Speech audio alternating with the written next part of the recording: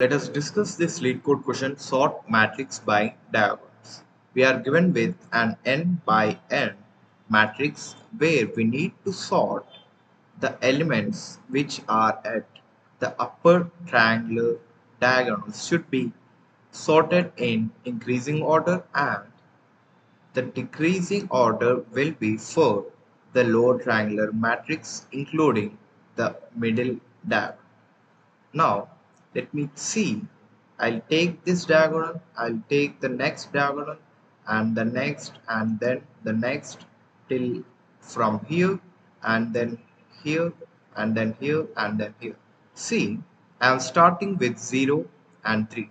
This will be the first diagonal. Now, if I start with 0 and 2, I need to go to 1 and 3. This is the next element. That means the diagonal element to 0, comma 2. And then if I start with 0, comma 1, then I need to go to 1, comma 2, and then 2, comma 3. So I think you got the logic that to go through these diagonal elements, you need to add 1 to the row and also to the column. But the thing is, how do I know whether I need to sort in the increasing or decreasing order? For that, I'll call for this function f, where it will take the grid which is given and also where I am starting. So if I am starting from here, that means I am starting with I, which is from, which will be starting from 1 and which is less than n. So it will start from 1 and less than n. So it will start 1, 2 and 3. My I value or the row value is 0 and it will be I. But here it will be increasing. So I'll start by returning true.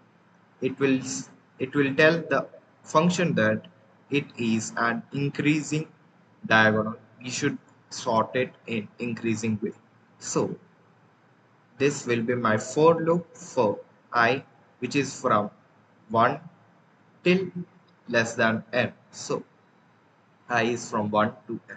Now the same algorithm or the same for here, which will start from j is equal to 0 as this mentioned.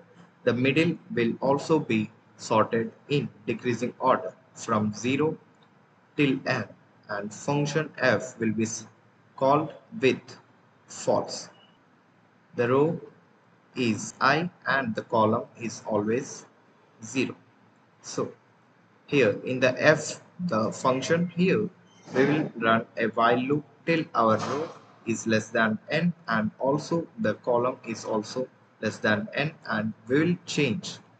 We will push back into a temp array and we will change all the elements in sorted way, either in increasing or in decreasing.